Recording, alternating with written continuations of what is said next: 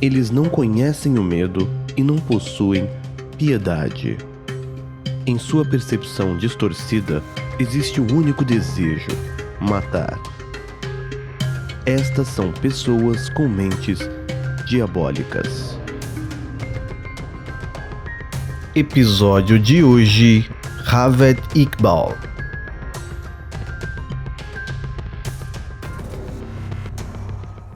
Antes de contar a história, eu preciso dizer que as informações desse roteiro são retiradas de textos e vídeos sobre esse tema. Existem algumas polêmicas e mais de uma versão dos fatos. Os dois lados serão apresentados nesse vídeo e nós tentamos ao máximo possível nos manter imparciais nesses casos para que vocês tirem as suas próprias conclusões. Nascido em 8 de outubro de 1956 em Lahore, Punjab, no Paquistão, Javed Iqbal Mughal era o sexto filho de Muhammad Ali Mughal, um comerciante bem-sucedido. Pouco se sabe sobre o início da sua vida, mas é dito que ele, por ser de família rica, sempre foi um menino que teve tudo o que queria, considerado por alguns como mimado. É dito que na sua adolescência, o jovem Javed gostava muito de manter várias amizades bem próximas, sempre com garotos. Segundo a forma como a sua história é contada em jornais, com notícias da época, ele comprava revistas que garotos queriam ver e presenteava esses meninos para que eles gostassem dele. Ele usava o dinheiro que ele tinha para manter amigos por perto,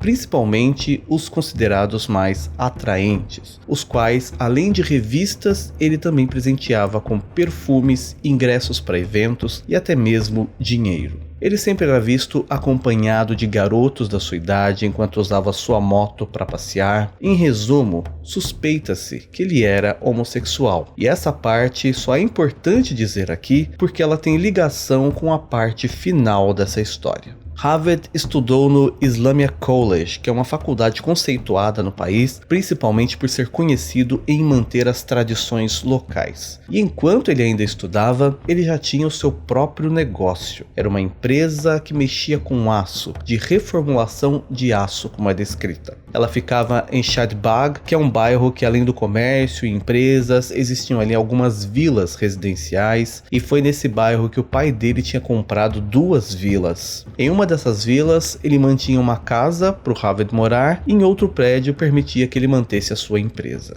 Nessa empresa, segundo moradores locais, o Javed sempre empregava garotos jovens, na maioria pobres, para os quais ele precisava pagar pouco e ajudava também com abrigo. Alguns membros da família dele já viam isso com maus olhos, desconfiavam dessa atitude, já imaginando que algo errado acontecia ali na empresa. Sabendo disso, o Javed até evitava contato com seus familiares e ficava sempre muito bravo com boatos que surgiam sobre a forma como ele tratava os seus funcionários, esses garotos. E essa situação perdurou por anos. Quando foi em 1990, uma denúncia foi feita contra Javed. Um homem prestou queixa afirmando que ele havia sodomizado seu filho. Quando a polícia foi até ele para levá-lo para depor, o Javed não foi encontrado. Sendo assim, a polícia de Shadbagh deteve o seu pai e 2 dos seus irmãos, que permaneceram em custódia por 7 dias. E o Javed não se apresentou à polícia. No 8º dia, a polícia prendeu um dos funcionários, um dos garotos do Javed, e horas depois ele foi até a delegacia e se apresentou. Inclusive achou um absurdo a polícia prender um menor de idade que não tinha nada a ver com aquela denúncia. Mas a polícia sabia que fazendo isso conseguiriam atingi-lo mais do que mantendo seus parentes sob custódia, já que a história do Javed manter garotos funcionários em sua fábrica e em sua casa era conhecida. Nesse caso, o fechamento dessa denúncia contra ele é meio confusa. Algumas fontes dizem que por causa dessa denúncia ele cumpriu 6 meses de prisão. Outras dizem que ele pagou, na verdade, o que seria uma pena alternativa, onde ele pediria desculpas publicamente e assinaria um termo dizendo que aquilo não se repetiria. Mais pra frente eu vou falar um pouco sobre esse tipo de punição para pedofilia no Paquistão. Tempos depois, o pai do Haved morreu e ele herdou parte da herança milionária do pai, com o qual ele montou outros negócios, entre eles um fliperama, um local onde tinha várias máquinas de fliperama, que era muito comum na década de 90, mas na cidade onde ele morava foi a primeira. Sendo assim, todos os adolescentes queriam frequentar aquele local, queriam jogar aqueles jogos. Nesse fliperama é dito que o Haved muitas vezes cobrava um preço muito baixo pelas fichas e algumas vezes até dava fichas gratuitamente se ele achasse o garoto atraente. Existe ainda a afirmação de que algumas pessoas dizem que ele deixava cair dinheiro no chão para que algum garoto encontrasse, assim ele acusaria o garoto de roubo e o levaria para uma sala separada para revistá-lo como um motivo para poder acariciar os meninos. No fim, ele acabava dando esse dinheiro ao garoto, já que eles sempre se diziam pobres. E esse não era o único empreendimento do Haved. Ele montou ainda um aquário com exposição de peixes, teve academia, até uma escola ele chegou a montar, empresas sempre voltadas ao público adolescente, além de uma loja, e montou também a sua própria revista. E nessa revista ele tratava de assuntos policiais, casos criminais, assuntos até muitas vezes como o que a gente aborda aqui no canal. Só que nessa revista ele relatava também o dia a dia de policiais e foi aí que ele acabou estabelecendo contatos com algumas pessoas importantes da polícia, conseguindo algumas amizades, mas também criou algumas inimizades devido a expor alguns casos de corrupção da polícia. Esse ponto é muito importante para a história. Ele era um milionário, tinha uma casa grande em Shadara, que tinha até um lago artificial nessa casa, além de uma grande piscina, e na garagem ele tinha 4 carros, e o que ele mais usava era uma Pajero, onde frequentemente ele era visto acompanhado de meninos, adolescentes, passeando pela cidade. O Haved, mesmo com suspeitas sobre a sua sexualidade e sobre ele cometer ou não abusos nos garotos que o circundavam, já que tudo isso é baseado em especulação da vizinhança, Mesmo assim, em 1983, ele acabou se casando com a irmã de um desses garotos que trabalhavam para ele.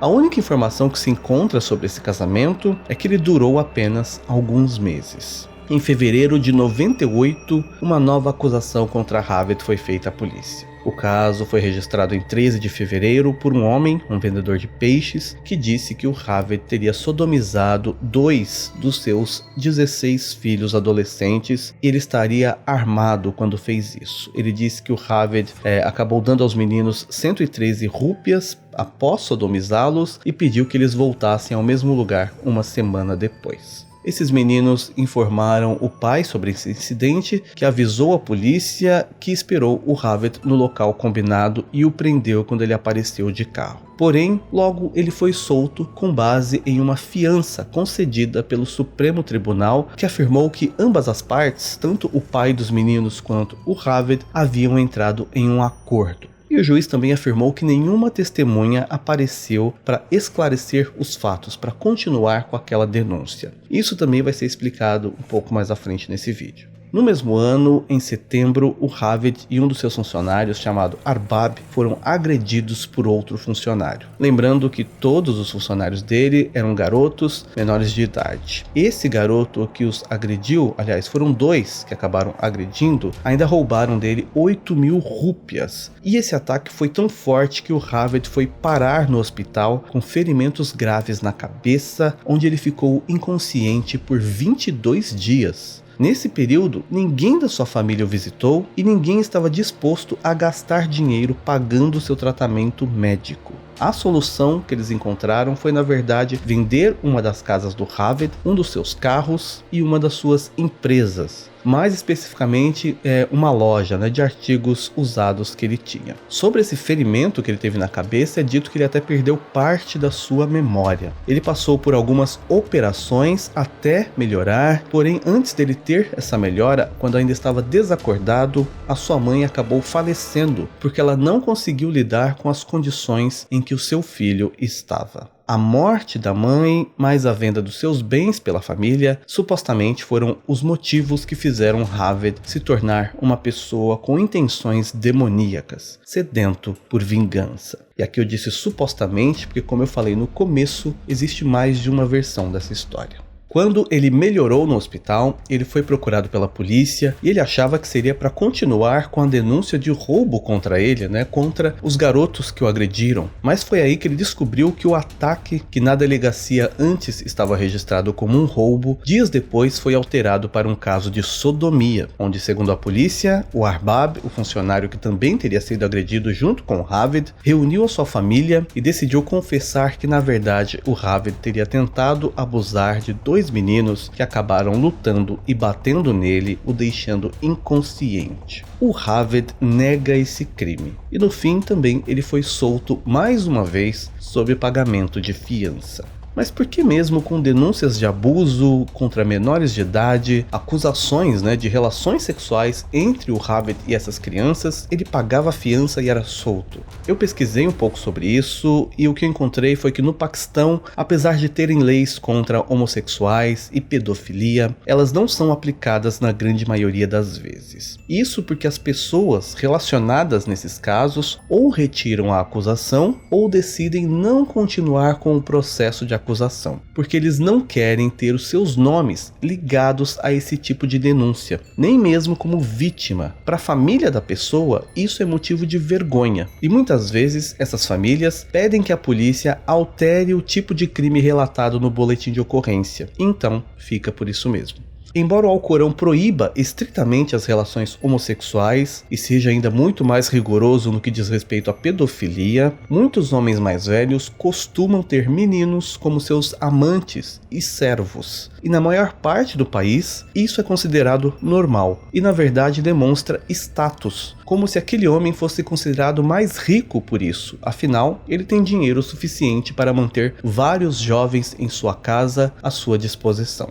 E essas informações são de uma pesquisa sobre o assunto feita em 1997 no país. Mas onde entra a história do Ravid ser um serial killer? Quando foi em dezembro de 1999, a polícia recebeu uma carta enviada pelo próprio Ravid Iqbal. Uma cópia dessa mesma carta foi enviada também a um jornal local. Nessa carta, o Ravid havia confessado ter matado no período de 6 meses 100 garotos na faixa entre 6 e 16 anos, com a ajuda de mais 3 meninos. Ele teria estrangulado, desmembrado e dissolvido os corpos em ácido. Ainda disse que eram na maior parte órfãos e crianças abandonadas, que viviam nas ruas. E depois que os corpos eram dissolvidos, ele jogava os restos em um rio da região. O Ravid ainda disse que, enquanto os policiais liam aquela carta, ele provavelmente já estaria morto após ter se atirado no rio Ravi. Na carta, ele também conta que se ele quisesse, ele poderia matar mais, até 500 crianças, e ninguém iria descobrir, porque segundo ele, a polícia era extremamente ineficiente e as famílias não cuidavam dos seus filhos. Quando a polícia foi até o local, uma casa onde ele diz ter matado as vítimas, eles encontraram fotos dos rostos dos garotos ainda vivos colados na parede, havia sangue no chão, uma corrente com a qual Ravid afirmou ter usado para estrangular as suas vítimas, haviam também pilhas de roupas dos garotos e 2 tonéis cheios de ácido com algo dentro que a polícia disse serem restos humanos. No mesmo local, a polícia encontrou um diário, onde ele havia detalhado como cometia os crimes, desde onde pegava as vítimas, como as atraía e como as matava após se satisfazer sexualmente. A polícia procurou o Ravid pelo rio, onde ele havia dito que iria se suicidar, porém eles não o encontraram. Eles prenderam 3 garotos com idades de 13 e 17 anos que estavam morando na casa do Ravid, onde atuavam também como seus empregados. Esses seriam os garotos que supostamente o teriam ajudado a matar os outros 100. Em poucos dias, um deles morreu sob custódia da polícia após pular de uma janela da delegacia, o que foi uma história bastante esquisita. Durante um mês, o Ravid foi procurado pela polícia e não foi encontrado. Ele só foi preso depois de entrar em um escritório de um jornal para se entregar, garantindo assim que a polícia não o matasse antes de haver um julgamento.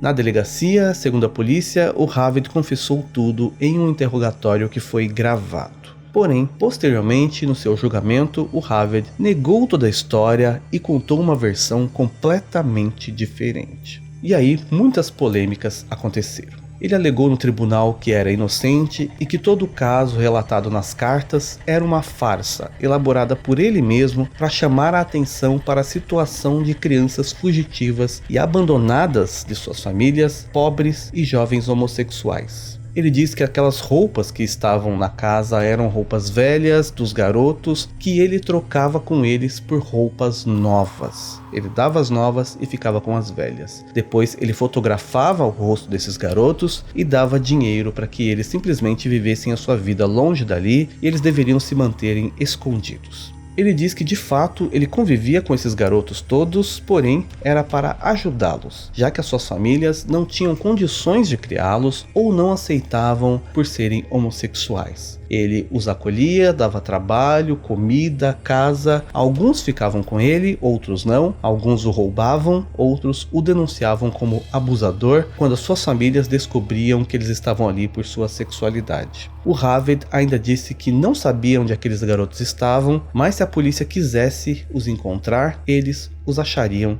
ainda vivos. O sangue no chão, ele diz que não era humano, assim como os restos que estavam em meio ao ácido, que ele diz serem pedaços de animais. Ele ainda disse que o interrogatório onde ele confessa os crimes, que foi gravado, foi feito sob coação, onde ele foi obrigado apenas a repetir uma história que a polícia inventou para incriminá-lo, por terem ficado bravos, se sentindo humilhados. E outros policiais já tinham raiva dele por causa da revista que ele tinha que denunciava a corrupção policial. E de fato, a polícia do Paquistão está entre as 5 mais corruptas e truculentas do mundo. A maneira como ele conta, deixando claro, é como se ele tivesse criado tudo isso para chamar a atenção da população, mostrando essa ineficiência da polícia e como muitas famílias não estavam nem aí para os seus filhos que sumiam por dias e ninguém ia procurá-los. E no fim, ele, após conseguir deixar esse assunto em alta, ele morreria. Mas ao mesmo tempo existe a versão da polícia, que diz que ele fez tudo isso como vingança pela sua mãe ter morrido após o ataque que ele tinha sofrido de um garoto e por ter parado no hospital por dias. E assim como a mãe dele chorou, outras mães iriam chorar como a dele. Existem fatos que suportam as duas versões e eu já falo delas. Mas antes é preciso dizer que com toda essa versão do Ravid, em março do ano 2000, ele foi condenado à morte por estrangulamento em praça pública. O outro garoto preso, Sahid, de 17 anos, que o ajudou, também foi condenado à morte, e um outro chamado Sabir, de 13 anos, foi condenado a 63 anos de prisão. E havia também o garoto que já havia pulado da janela e morrido, segundo a polícia, cometido suicídio. Mas o caso, apesar de ser considerado encerrado, ainda levantou polêmicas. No ano de 2001, antes do Ravid e o Sahid serem mortos pelas suas execuções, pela pena de morte que eles tinham sido condenados, eles foram encontrados mortos em suas celas na prisão. Segundo a polícia, eles cometeram suicídio, se enforcando com lençóis. Porém, uma autópsia revelou que antes de morrer, eles haviam sido espancados. E quando morreram, já estavam sangrando, o que levantou a possibilidade de, na verdade, ter sido uma morte forjada para parecer suicídio. As condições em que os cadáveres estavam não eram coerentes com o enforcamento, com a história do suicídio. Durante o processo de julgamento, nada das vítimas, além de roupas, a carta e a confissão gravada, que segundo o Ravid foi sob coação, foi apresentado como prova. Ou seja, nenhum corpo de fato tinha sido encontrado, e nem aqueles supostos restos mortais que estavam no ácido foram sequer fotografados como prova. Existe essa versão que dá a entender que o Ravid poderia estar falando a verdade e ser tudo fabricado contra ele, e existe a versão de que na verdade o advogado dele teria usado esses argumentos e o instruído a dizer que era tudo uma armação, se aproveitando da falta de provas dos corpos e laudos que provassem a sua culpa. Há também um outro ponto importante. Algumas notícias posteriores à morte do Ravid, ou seja, depois que ele morreu, contam que das 100 vítimas que supostamente estavam mortas por ele, 26 acabaram voltando para suas famílias anos depois. E essas famílias foram coagidas a manterem silêncio sobre esse retorno dos filhos. As outras, que ainda permaneciam desaparecidas, a queixa só foi prestada e registrada na polícia 6 meses após a prisão do Haved. Fora que entre essas 100, no total desaparecidas, digamos assim, 3 delas seriam os 3 supostos ajudantes do Haved. E tudo isso entre os 26 que retornaram, os registros de desaparecimento 6 meses depois da prisão e os 3 que o ajudaram, mas ao mesmo tempo estavam na lista de desaparecidos, foi abafado pela polícia, segundo essas notícias, o mantendo como o assassino de 100 crianças, simplesmente por ele ter desafiado e irritado a polícia e as famílias dessas crianças. Mas qual é a história real? Bom, o caso é considerado encerrado e a polícia não toca mais nesse assunto. Sendo assim, mesmo com todas essas versões, a qual você pode tirar as suas próprias conclusões, Haved Iqbal Mughal ficou conhecido como o dissolvedor de anjos e uma das pessoas com mentes diabólicas.